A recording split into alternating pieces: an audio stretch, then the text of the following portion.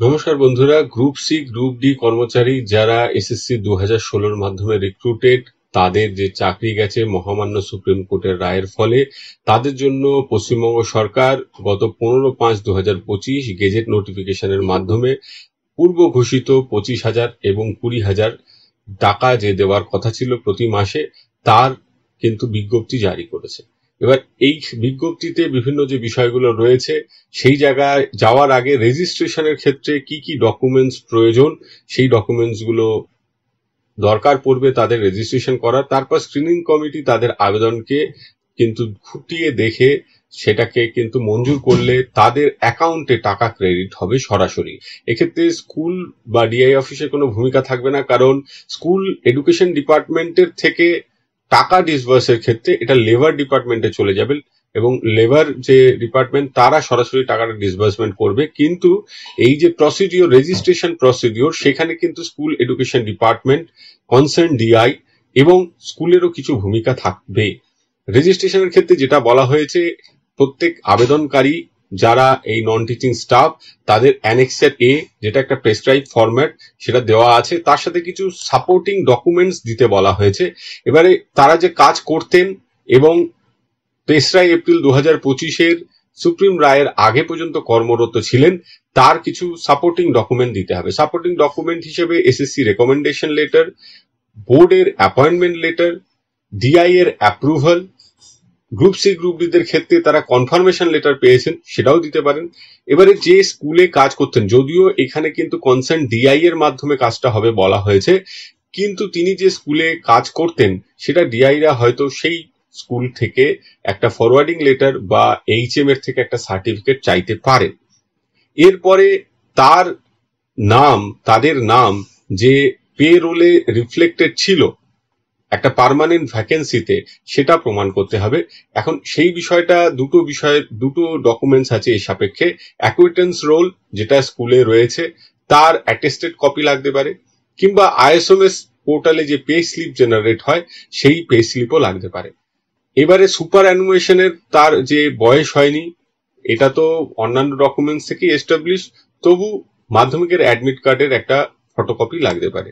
Self declaration দিতে হবে, কারণ এখানে বলা হয় যে not be gainfully employed in any manner whatsoever in other organisation at the time of application. এই অ্যাপ্লিকেশনটি যখন তিনি করছেন, তিনি যে আর কোথাও কর্মরত নয়, সেটা তিনি ছাড়া আর কেউ এটা ঘোষণা করতে পারবে না। ফলে একটা সেলফ ডিক্লারেশন দিতে হবে। ফর্ম যখন আমরা দেখবো, ফর্মটা কি কি ফিল আপ করতে হবে, তাতে দেখবো আধার নম্বরের জায়গা আছে, প্যান নম্বরের জায়গা আছে এবং ব্যাংক অ্যাকাউন্টের জায়গা আছে। ফলে এর সাপোর্টিং ডকুমেন্ট দিতে হতে পারে। এবার আমরা প্রেসক্রাইব ফরম্যাটটায় যদি চলে যাই, দেখবো যে তাতে যে যে ডকুমেন্টস গুলো রয়েছে, যে যে জায়গাগুলো রয়েছে, তাতে একটা জায়গা আসবে গভর্নমেন্ট আইডি নাম্বার। এখন স্কুল শিক্ষা দপ্তরের অধীনে কর্মরত টিচিং হোক বা নন টিচিং স্টাফ হোক, কারোই গভর্নমেন্ট আইডি নাম্বার নেই। যেটা আছে সেটা হচ্ছে আইএসএমএস কোড।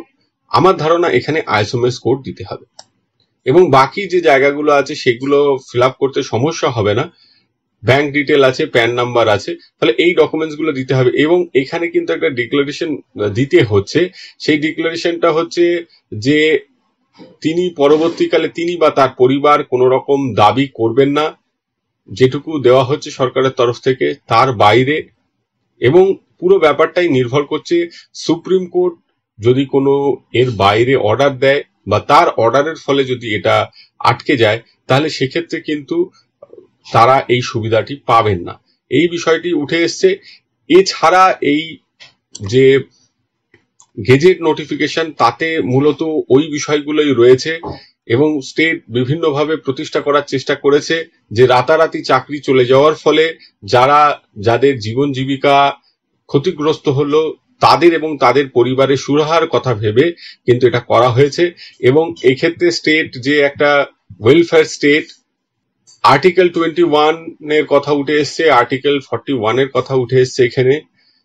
পাশাপাশি এটাও কিন্তু পরিষ্কার করে দেওয়া হয়েছে এই স্কিমটা শুধুমাত্র 2016 সালের যারা group C group D non teaching staff, তাদের জন্য হিউম্যানিটেরিয়ান গ্রাউন্ডে করা হচ্ছে।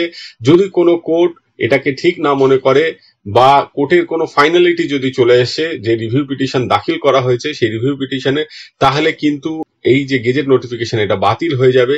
এটা West Bengal livelihood social security interim scheme 2025, এটা 1/4/2025 থেকে এফেক্ট হচ্ছে এবং সুপ্রিম জাজমেন্টের ফলে যারা কাজ হারিয়েছেন তাদের ক্ষেত্রেই কিন্তু এটা, এবং খুব পরিষ্কার করে বলে দেওয়া আছে যে যারা এছাড়া অন্য কোনো ক্ষেত্রে কাজ হারিয়েছেন, সেটা ডিসিপ্লিনারি প্রসিডিংস হতে পারে বা অন্য কোনো কোর্ট কেসের জন্য হতে পারে, সেই সমস্ত নন টিচিং স্টাফরা কিন্তু এর সুবিধা পাবেন না। এটা খুব পরিষ্কার ভাবে বলা আছে।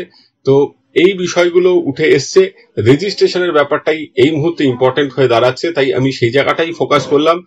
গ্রুপ সি গ্রুপ ডি কর্মচারী যারা 2016 সালের এসএসসির মাধ্যমে নিয়োজিত হয়েছিলেন, তাদের মোটামুটি এই ডকুমেন্টস গুলো লাগবে এবং একটি ফর্ম ফিল আপ করে ডিআই অফিসে জমা দিতে হবে। ডিআই অফিস থেকে সেটা ফরওয়ার্ডিং হয়ে যাবে প্রিন্সিপাল সেক্রেটারি বা স্কুল এডুকেশন ডিপার্টমেন্টে। স্কুল এডুকেশন ডিপার্টমেন্ট তখন সেটা লেবার কমিশনের কাছে পাঠাবে এবং এইখানে একটা স্ক্রিনিং কমিটি আছে। স্ক্রিনিং কমিটি লেবার কমিশনার থেকে শুরু করে জয়েন্ট সেক্রেটারি লেবার ডিপার্টমেন্টের, একজন অ্যাডিশনাল লেবার কমিশনার, এরা মিলে স্ক্রিনিং কমিটি কিন্তু বেছে দেখবে যে যারা আবেদন করেছে তারা সঠিক কিনা।